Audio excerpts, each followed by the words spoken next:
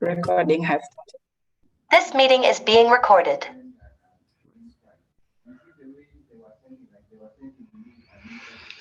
Yeah, so let me try sharing my screen and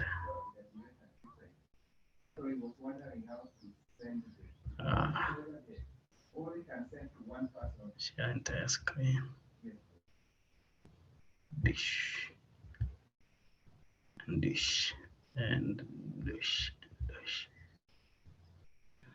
Hello, can you see my screen? Just to verify. Yes, you can. Yes, so as mentioned, my name is Okoth. I'm Okoth Kong'o with apostrophe, though if you're looking for me, the apostrophe does not exist. I think it was to make the work easier. So if you can't hear me, just tell me because I'm trying to be as low as possible where I am. And also, so, I think we also see there's another screen on top of the other screen. Oh, this one? Yes. Okay. I thought it was not visible. It is my screen, my personal screen. I don't know why it's not visible. Technology. You've chose to share the entire screen. Oh, yes. Let me reshare again. Sorry. Yes. We are the consumers of I don't know, man. Technology, or we are the user, we are the creator of it. I don't know what. So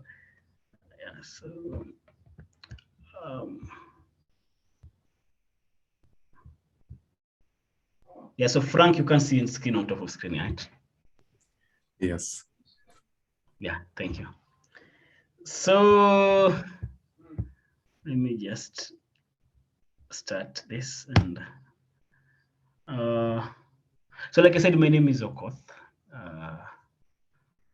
Okoth Kong'o. So I'm a software developer. I write Elixir.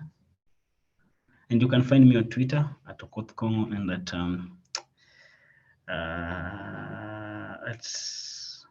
and GitHub, Okoth Kong'o. And I'm located in Kisumu, so that's where I am from. So Kisumu is in Kenya.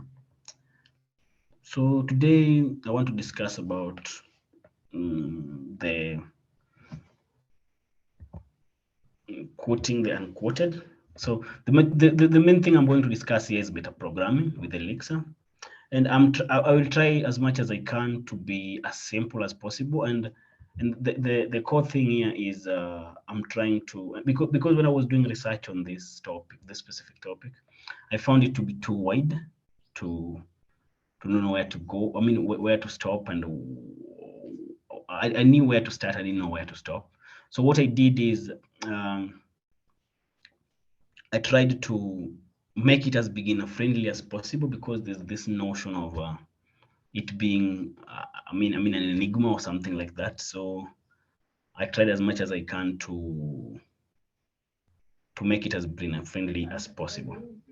And majority of things I'll be speaking, all I'll be talking about is majorly the introduction to it, and then maybe sometimes maybe the Elixir Kenya community will call me one day maybe to go to intermediate, and maybe one day and then go to the complex things. So for now, I'll be just starting by defining what metaprogramming is. So and this is the elephant in the room. So the other part of the topic is just the Elixir bit of it, maybe to add the juice into it, but the main thing here is metaprogramming. So I hope by the end of it, you'll understand what metaprogramming is. So because that's the core thing we're talking about. So I looked into Wikipedia, and the Wikipedia was saying that metaprogramming is writing a code that take other codes as data. And the general notion, or maybe the general definition out there, is metaprogramming is code which write code. So therefore, if you're writing code which write code, so it's more like a recursion, right? You're writing a code, then that code writes code. So I was just wondering if we can put in a pictorial form if this is metaprogramming. You have a meme, and then this meme is this metaprogramming, and then the meme asks again, is this metaprogramming, as we go along, right? So for me, I look at it and then I remove the word meta and I remain with programming. So let's forget about meta for a while and then look at the word programming. So in a definition of the dictionary of the computer science book definition of what programming is, they usually say that it's a set of steps, step-by-step instruction for a computer on how to execute a specific task, right? And that would be right, and that's the definition, right? But when I was learning programming, I was told that programming just entails transformation of data. So you're transforming data from one state to another, or maybe just remaining in the same state. What I mean from one state for another. For example, if you're doing something like addition or maybe subtraction, you're subtracting 1 from 1, and then you get 0. So therefore, you're transforming that data. So after looking at that and knowing that programming is a transformation of data, and therefore we'll remove the program. The data in the programming definition and replace it with the program, because in metaprogramming, data is the code. In metaprogramming, data is the program, and that's the code. Therefore, a simple definition of metaprogramming is a code that transforms code, right? So you are writing a code, right? So it's the transformation of code. You're transforming code from one form to another, because your output will be, whatever you take as the input is the code, and then the output will be the code, right? So that's generally what metaprogramming is. So therefore, for me, I would say that, so in a simple way, we can say that, so metaprogramming will be, you are taking code and you're putting code. So if you're a programmer, then you could make your work easier by maybe making a program, and then one day maybe that program will create itself, something like that. So I look into the metaprogramming is I don't know whether okay. So I look into metaprogramming in Elixir, and this is the core thing. So because that's what my discussion point will be all about, metaprogramming in Elixir. And if you look at Elixir, and Elixir is written in Elixir, and I know a lot of you will be asking, how is that possible? So and what supports this is the fact that Elixir, Elixir uses metaprogramming, and since we say that it takes code and then return code, so this makes it a possibility. So you'll be asking yourself, how is that possible? And I know a lot of people are questioning that. And what would be my what do we call this? Because in the era we are living in the era of the fake news, right? So I went to fact check. So I want you to take a look, and you can go and take a look at GitHub. So in GitHub, you look at GitHub and you realize that 92% of Elixir code, because GitHub have this library called Linguist.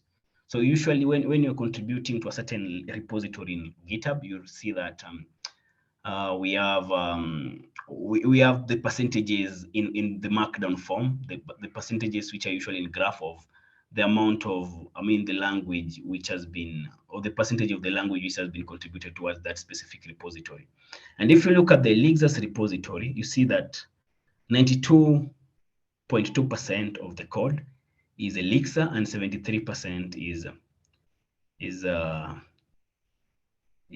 Erlang. And I stand corrected, but this 73% I believe is the VM, the Erlang VM. I'm not so sure. I didn't go into that. And 0.5% could be Markdown and other maybe scripts based languages. I stand corrected. But if you look at that, you realize that 92% is Elixir. And if you look at Ruby, 63%. They're trying, but I remember back then it didn't reach here. It was around 50%. So we know very well that Ruby is MRI, the famous maths. Maths is the creator of the Ruby maths Ruby interpreter. is created in C, and probably because, and this is no hate for Ruby, they probably because of the performance, they put some C++ and Rust in there to help them with the performance. And yeah, so with that in mind, we know that Elixir is written in Elixir, and so apart from the VM, which is the core thing which we are dependent on, so the majority of this thing is written in Elixir. So entirely, almost every part of Elixir is written in Elixir. So you could ask yourself, how is this possible? So how is this possible? Okay, sorry about that. Okay, yeah. So how is this possible? So the possibility is because of the word which majority of Elixir developers, if you ask them around, they'll tell you that you should shy away from, and you should stay away from as much as you can, the macros.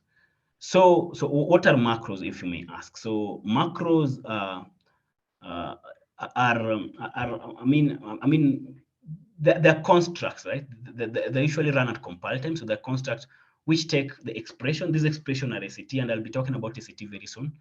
So they take an SAT and they return an SAT. So they take that expression, return that expression.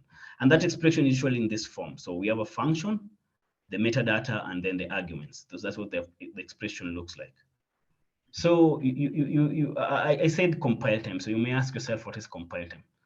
So compile time is an instant where the code is converted to an executable, while there's a difference between compile time, I mean compile time and runtime. And as we go along, we'll see that macros are usually run during the compile time, and that will be the main difference between macros and functions. And the way they are written is almost similar. The difference is macro takes an SAT as its input, and it returns an SAT as its output. But function will take a term. The term can be anything in Elixir. So Elixir is any data, or maybe anything which has an expression which I can say is a part of Elixir data types. It can take a data type and then it return that data type. So and that's the difference between a function and a macro. And the function are usually run at runtime. And I wanted to see examples of macros, and I could say technically every term in Elixir is a macro. And let me just look at this. So let me try this. I don't know whether you can see my screen though still. Oh. Yes, we can. Yes, we can. Almost everything here in these functions, all these are macros. Right? So almost everything here. So this list. So it consists of macros. And you can look at this much more in here, in this, this part of the documentation, and they discuss much about what macros are, and you realize everything here. So I would call them the reserve word, but they're not the reserve words per se. But yeah, so those are examples of macros, right? And let me go back to this. Wow.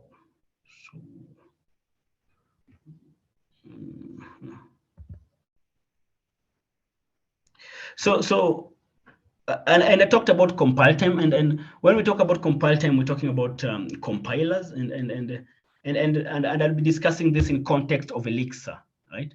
And I don't know the compilation of other languages, because Elixir has much more. I mean the SAT, which I'll be talking about very soon. What SAT is, it's on a higher level. I mean, you can interact with it as a developer, but some languages, they're hidden. But things like Rust, and if we take a quick look at Rust GitHub repository, you realize that Rust itself is almost written in Rust, right? I think because of the availability of the or the ability to interact easily with the SAT. So these are the compilation steps. So the first one is whatever you've written as as your code. It's scanned, and to get the context and the meaning, the code you've written is usually meaningless, so it does not make sense to the compiler. So it is taken, it is scanned to get some context, and then wow. Hello. Oh God, what have I done? Oh, allow me to share my screen again. My screen just shared. No, let me reshare again. Sorry about that. Okay. Share your screen. Yeah, so there. I don't know what happened. Yes, so they usually don't make sense, and the syntax at this level, we usually just get that long meaningless string, and then we try to get the context, and then we go to lexing. So lexing produces a list of tokens, right? So in this place, we usually remove things like white spaces and everything that is not needed, right? So after lexing, we go to parsing, and I will be talking more about the parsing, because, or maybe the ACT, because I've mentioned it more than once here. So it's the token list is evaluated to ACT, and after it's been evaluated to ACT, so ACT is the internal language representation. So your code is interpreted or put into a form which Elixir itself can understand, the compiler, that is, right? So and then we go to expansion. So the expansion, it involves the recursive expansion of the ACT, right? So it's the ACT is expanded, and I'll give an example soon with some code how this is done. So the ACT, so we said that it involves the macro takes an ACT and it returns an ACT. And so this is usually evaluated up until we are sure that the ACT cannot be expanded anymore, right? And then, yeah, so and then it's translated into Beam, right? So into Beam form, and then a lang takes over, and then, yeah, so us as Elixir developers, we don't really understand what goes beyond there, at least for me, that is. And so you realize that I've mentioned abstract trees, and this is a computer science term, and I'll not try to tie it to computer science, but I'll try to put it in a simpler form, in a form of Elixir, that is. And if you look at ACT, I took liberty to download some images from internet, and you say something like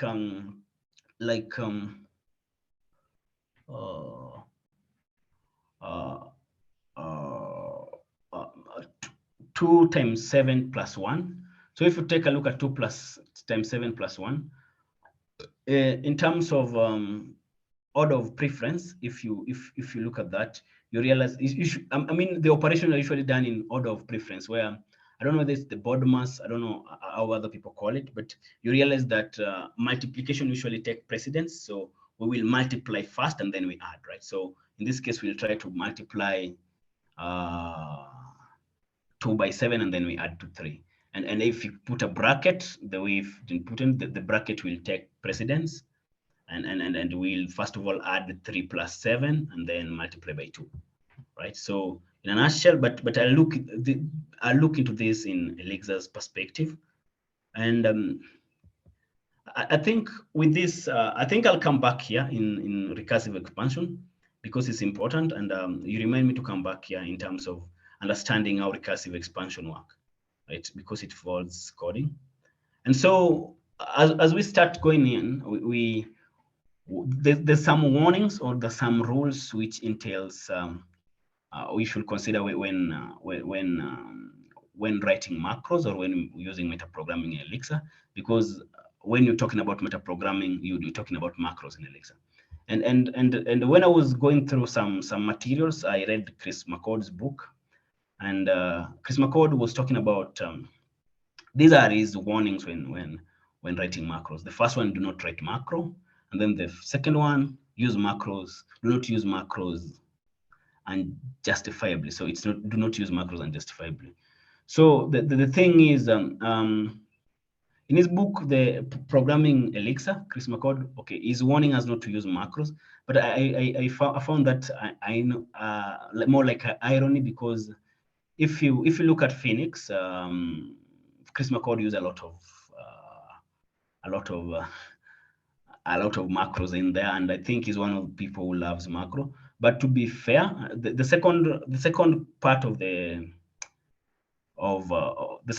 this argument makes sense. Do not use macros unjustifiably, and this makes sense in that the macros are usually complicated, and if you can find within Elixir's libraries and functions anything which can do this, kindly shy away from it, because it's been seen that macros are one of the fragile codes, and they're hard to maintain, right? So just shy away from writing macros if you can, that is, and unless it's really necessary. So the cause of macros, or maybe metaprogramming in Elixir. So we have def macros, and these are the key things which you should consider when writing macros. I mean, or when you're writing macros, these are the things which you will get into. So we have def macro, we have unquote, and we have quote. I mean, we have quote and then unquote. So before I go further, I've mentioned SAT more than once, I think thrice, more like this. So before I come back into going through the cause of this, I need us to go through the SATs, right? So what it is in context of Elixir, and maybe try to digest what it entails, right? And so if you look, so like I previously mentioned, SAT is an internal representation, or in Elixir. So it's a 3-tuple element, and I mean 3-element tuple, sorry, and it has 3 elements. So the first element is usually the function, the context, and then the arguments. So the function is, in this case, is I mean, the operation, what you are operating. I mean, it's literally more like a function you are working with, and then the context. I don't usually care about the. I mean, not the context, but sorry, this is supposed to be metadata. So the metadata. So the metadata is what you are. It gives more information. It entails things like module. When we've created the function, the module as that function, and the module where the function resides, where the function itself resides, and then the arguments. So the arguments you're giving to the function, right? So there are usually 3. That's the function, the metadata, and then the arguments you're giving to the function. And if you look at the documentation, usually marked macro and macro type. So that's how it's usually marked as a macro type, yeah. And so I dwell majorly in functions and arguments. So I'll try to ignore context. I mean the metadata, because it varies as we go along, right?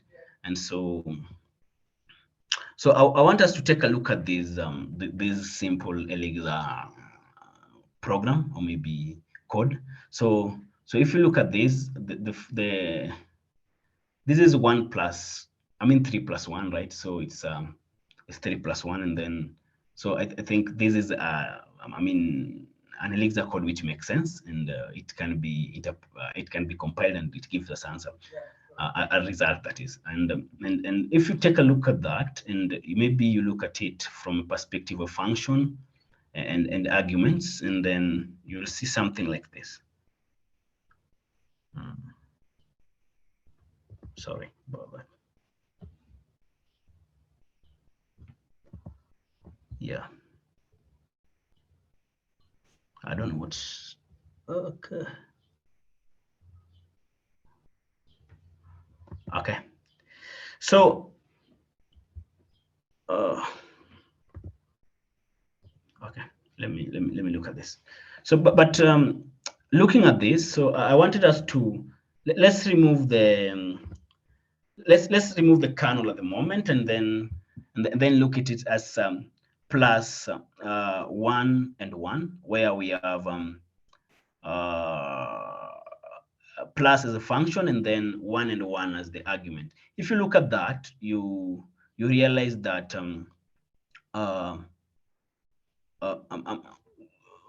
the function plus as arguments of 1 and 1. And then if you look at it from perspective of Elixir, that's an Elixir code which does, it's a code which doesn't make sense in Elixir.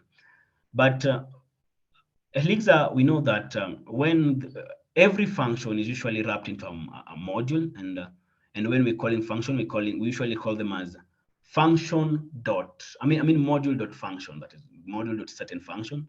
So in this case, majority of Elixir, and I can be corrected if I'm wrong, if you don't see the module, it's usually the kernel, and it's usually imported. It's imported by default in there. So we can easily integrate this code as kernel dot 1 plus 1, right? Kernel dot plus, and then we give this argument of 1 and 1. And yeah.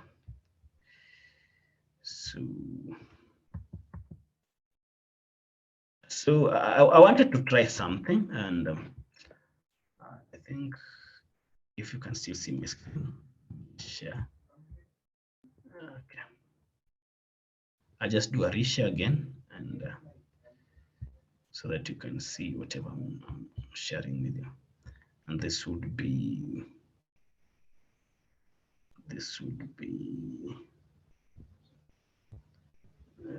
window.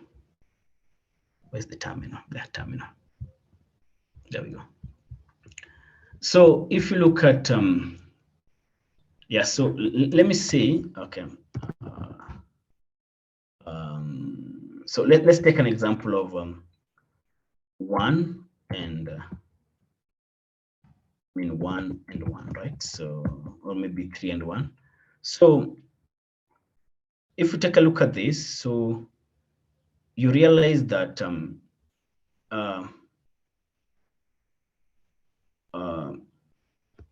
so that's a valid Elixir function, and if you want to convert it to an ACT, you usually use quote. So I can say quote do, so 1 plus 1, then I end, and then you see what I was talking about. You see, this is the function, this is the metadata, and then these are the arguments. So this is the argument. So the argument is usually put in term list. So and these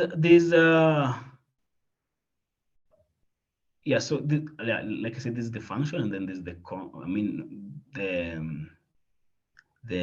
what do we call this, the metadata. And if you look at the metadata, the context is Elixir, and then you see the kernel function is imported. This gives us further information of maybe what was done during the calling this function, and sometimes it contains aliases and things like that. So it entails a lot of things. Yeah. So let me go back to my screen. So I think I won't stop sharing that. And I'm sorry, I'm trying to navigate between there and there. Yeah, so that's an ACT in a nutshell, and I think I'll be looking at that further when I'm talking about the quote and unquote. Quote, sorry. And so I was talking about the three things which you are supposed to talk about when you're talking about macros, and this is we have the def macro. So def macro, I can put as equivalent of def in when you're writing function. So we have def, the function name, and then do blah blah blah, and then things like that. Yeah. Yeah. So it's the same. So you're using it for public name of the public function, and so SAT is used for quote is used for generation of SAT. So it's used for generation of SAT. An example I've used there, an example of the quote which I've just shown in the terminal. So if you say something like quote and then do 1 + 3, you will get an SAT, right? And so SAT is the quoted expression, right? So it's the same as the quoted expression. So unquote is the inverse of the quote.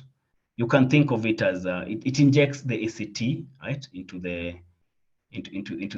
quote block, and you can think of it as a string interpolation. And a good example of this would be, let me share with you something. So a good example of this. So let me just share my screen again.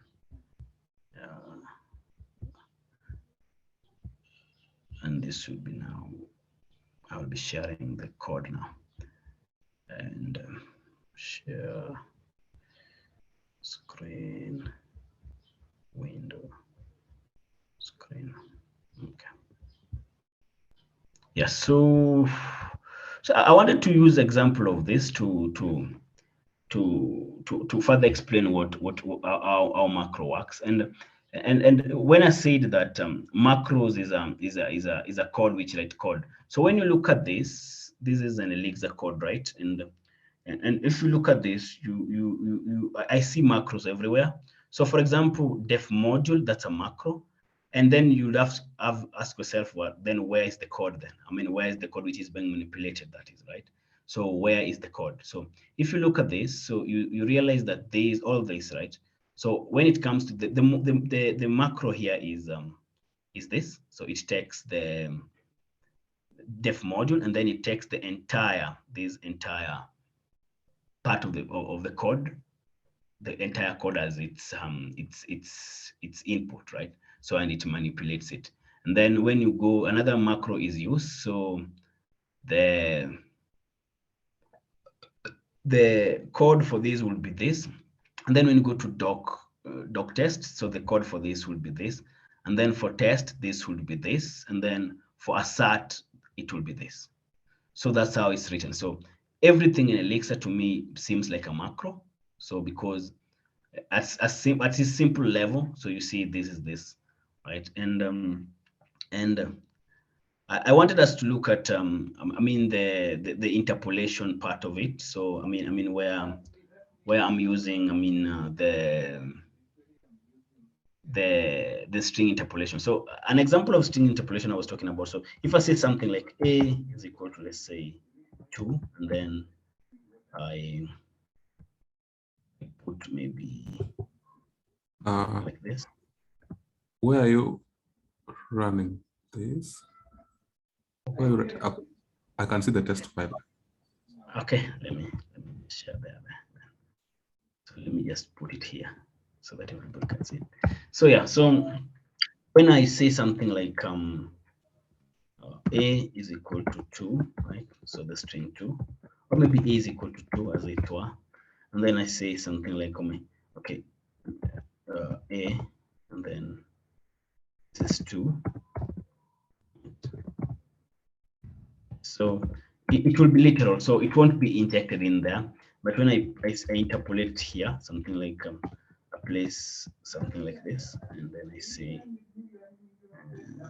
a, and then so it can say this is 2, right?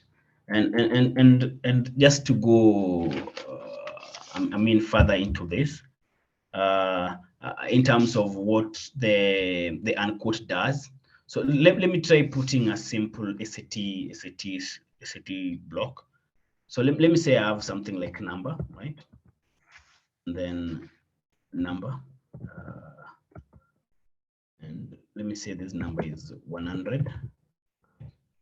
And then so let me create an SAT. So let me say SAT equals to quote. This is how SAT is created. What to do?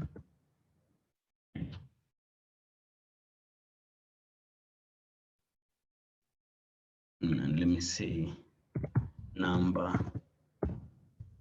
plus number plus maybe 1, and then let me. So SAT has been created, right? And then let me try to evaluate this. So I think it's called eval. I can be wrong, maybe. Called eval.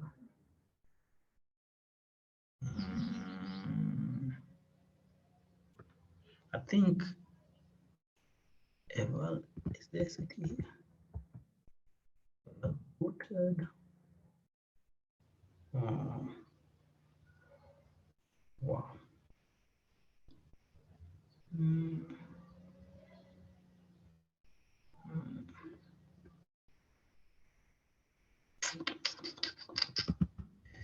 So yeah, code eval. Let me try eval quoted. Let me try. What was the city? So it throws an error, right? So it says that undefined function number. So because it does not understand what number is, right? So what is the number? So for me to inject that literal, I mean that number into the SAT, so I could do something like, and I could say this. You can view this as a string interpolation, quote, and then number, and then something like, and then we try. Oh, sorry. Let me just try to redo whatever I did up there. So unquote number, sorry, number. This one. And let me try calling that code. See. Yeah, it happens. So okay, in a nutshell, my expectation was, and this is what I was expecting. I was expecting that when I call unquote, and there's a specific function I was looking for, and I don't see why it's not here. The code, I mean, eval SAT. I don't know that it's in the docs though. I can take a look there.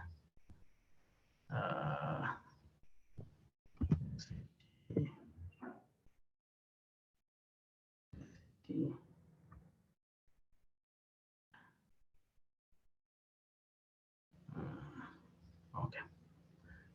Can you see my screen though? Frank? Yes, we can. So where are you seeing at the moment?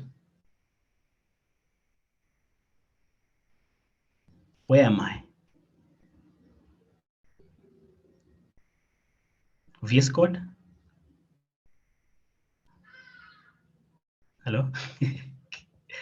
Okay. Sorry. I was muted. I was muted on the other side. And I was talking.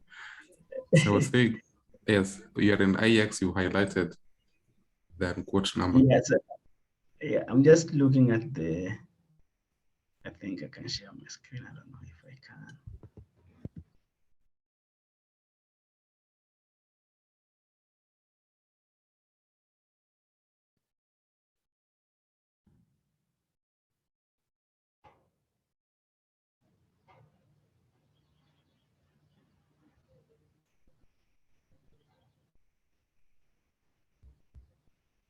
Yeah. Yeah, I think I'm on the right path if I'm not wrong. So there's eval quoted.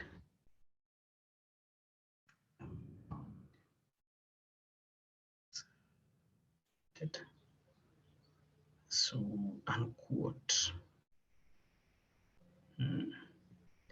All this cannot be read. Yes, so my expectation was if I wrote unquote, it could, let me try that again. Undefined quote import. So unquote must be imported. That's interesting. Yeah, so in a nutshell, if it were in a normal situation, I expected that there's no number, unquote. Oh, yeah. I know the problem. So the problem is the spelling, right? So I yeah, I'm just, I was just confirming. Sorry. So sorry, sir, about that. So I think there's no word, and there's no word in English which start with the Q and it does not start with U. So I wrote quote, which was wrong. So it's supposed to be that way. So just give me. So yeah, so it's so if I do something like this, and I end. So I'm expecting that if I evaluate this, it's supposed to run. So that's the same thing. So and this unquote, you must put it within the when quoting the ATS, because within the ATS itself. So because we're quoting the literal, it's the same as trying to put something like this here, maybe. So it will throw, I believe, a syntax error. Wow, amazing. Didn't expect that. I don't know why it's returning here. I think I need to understand, but I expected it to throw error. So yeah, so it's the same as I put unquote without maybe the context of the quote. Let me see what happens. Yeah, so it should be always called inside the quote, right? So so I took a liberty of looking at this, and this is just a copy paste of code inside Chris McCord's book, this one, and the essence of it was to explain the recursive, because I said I will come back to recursion and the recursion expansion of SAT in Elixir. So let's see, let's clear this and so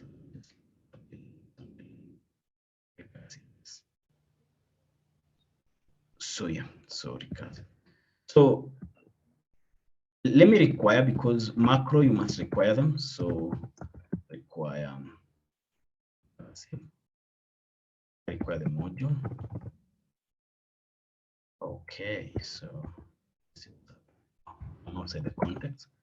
So let's do that again. So let me require recursive. Then I can call. So it was rewriting unless. So it was trying to rewrite unless using macros, right? So that was the end goal. So but that's not the end goal for this one. So I can say SAT is so quote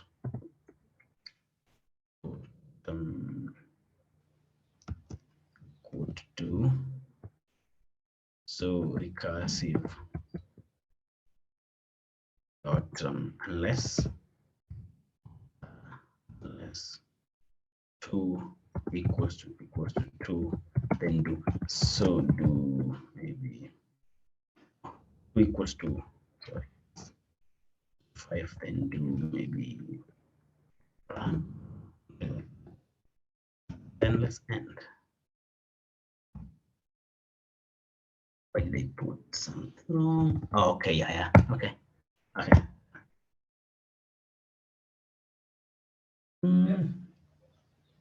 In case you wanted to.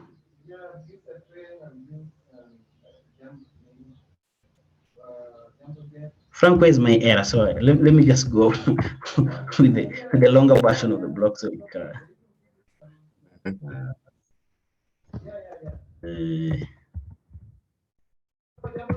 code has refused to write itself. You missed a comma after 5. Oh yeah, thank you for dealing, man. You know this. Yeah, thanks, man. Thanks. I didn't see that. I didn't even want to look at the example. Thank you. Yes. Yeah. Thank you. So after this, so I can say, let me give this a value of SAT actually.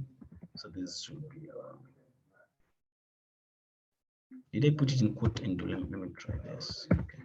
SAT. No, it's okay. Let me rewrite it again. Sorry, quote. I don't know how much we're doing on time. Sorry, recursive dot unless 2 equals 5.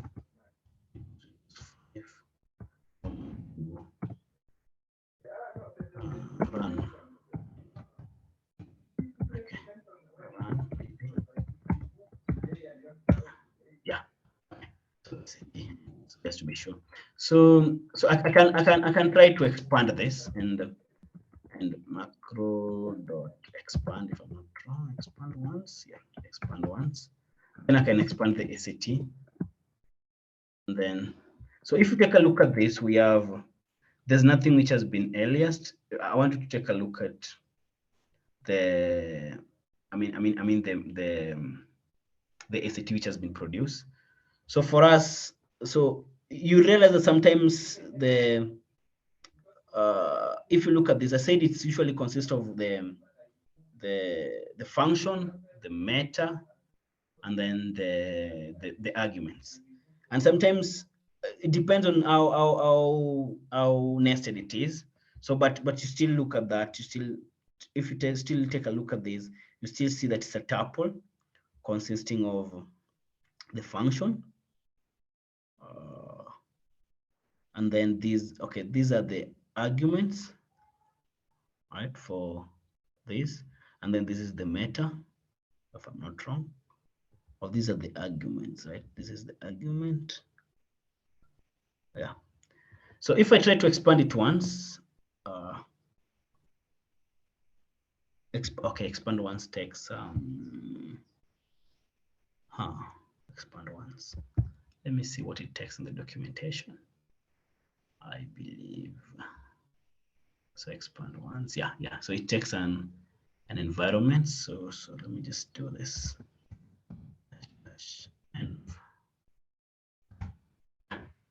So if I expand once, I get an if, and the if which is come now, the function is if after first expansion, the function is if, and the if which is coming is due to if is being used here. And then I try to expand it again. So, oh God. Okay. So let me call this one ACT1 equals to. Then I try to expand ACT1. And then I get this. We go, so we get a case now. So, and when we try expanding case now, so still ACT1 because I've just reassigned, there's nothing happening, right? So, and so the same, this one and this one are the same. So that's how the expansion occurs. It occurs until it cannot be expanded further, right?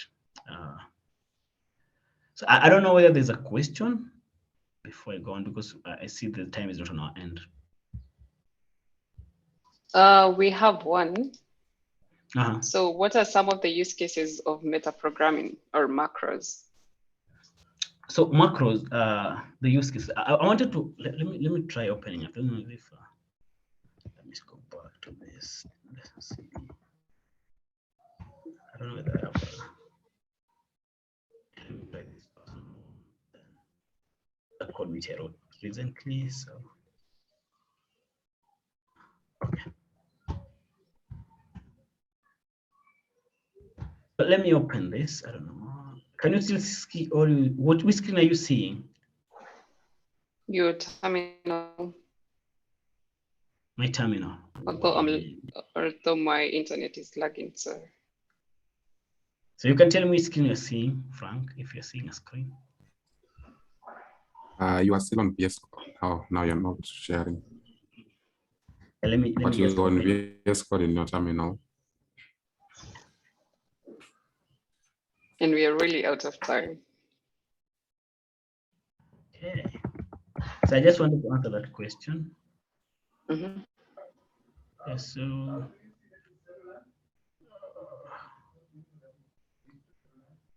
so how is I wanted to give a typical example of maybe this place. Okay, no. So I've not written a lexicon for a while now.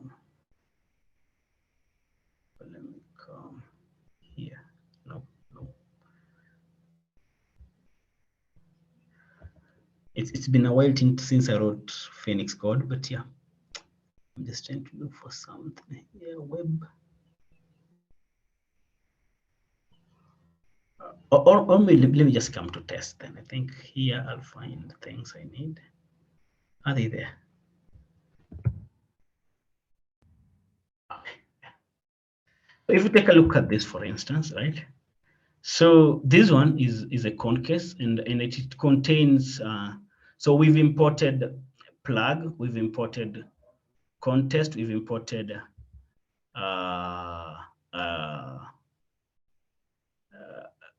we've imported the con, the plug, that is a contest, and then the concase, and then if you look at these are macro actually, which has been written, and you see the word the saying using, right? So when you're using, it means you want to use it elsewhere. So you use the phrase using.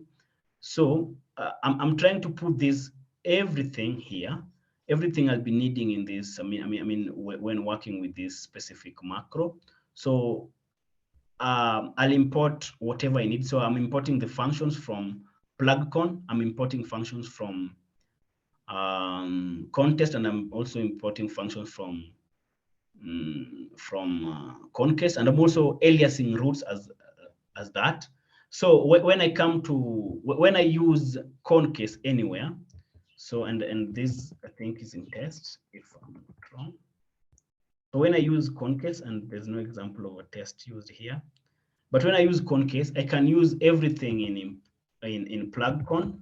So sometimes when you're using test, you'll see you're using something like con, right? So I'll use whatever is in con, whatever is in concase, and whatever is in root. And instead of using root, because this is usually the longer version of root, it's the code. You're not sharing your screen. What? You're timing out. Yeah, sorry about that. Yeah. Sorry about that. How about now? So which part did I stop sharing my screen? Hello? Before answering the question. Wow. Yeah. Wow. Wow. Okay, so I was talking about this. So I'm talking about concase, right? So if you look at concase, for instance, you see when we are saying, okay, for example, here there's a XUnit template somewhere. So this macro, I mean this macro somewhere, it's been written. So it has a XUnit case template. So it brings things related to XUnit here. And then when you look at this phrase using, so using means I want to use this macro somewhere. So when I want to use it somewhere, I'll use the phrase use, and then I'll call the macro, right? And then so instead of using require, that is, so I'll be using use, and then I'll use everything in this macro. So I'm importing whatever is in plugcon. So I mean the con, that is, and then I'll be importing on whatever is in the contest, and then the concase, and then I'm aliasing root as this. So root helpers dot wherever, right, as roots. So when I'm writing a test, and I don't know whether this one has tests, I've not seen any.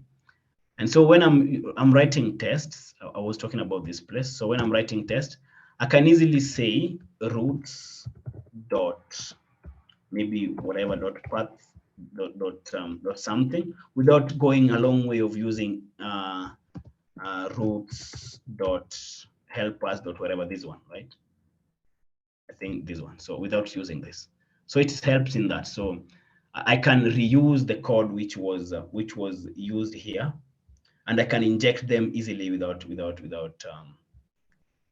worrying much. I mean, without rewriting this code, because when I were to maybe put this, so when I were to write this test, I would have to import everything here and alias everything here, right? So before I do this, before I write anything on the test here, so I would have to put all this here. So then I would remove this, and then yeah, and this could have been done for every every test in the program. So I would have to do this, but because of the macros, so I can just put use there, and then all these are gone. I don't know whether that answers the question, that is. It sort of makes sense. So you injected everything that is on that template to this module. Exactly. Without and having it's also to... yeah. Without, and it's also because if you look at this, this is also borrowed from other codes, right? So and I want to use it only on this context, right? So it's also borrowed from other code. I mean I've borrowed from Platform, I've borrowed from this. Yeah. Okay, thank you so much, Okoth. How can we get the slides you used? So I think I'll share them with you. Okay. Juliet? All right. Thank you very much for the enlightening, Mr. Okoth. We thank you for the session. We hope that it has been exemplary, helpful to everybody that is with us. Thank you for joining us, and do have a lovely... We are going to share everything that, together with the slides, we're going to share them down with your emails, so you can expect emails from us. We thank you very much for attending.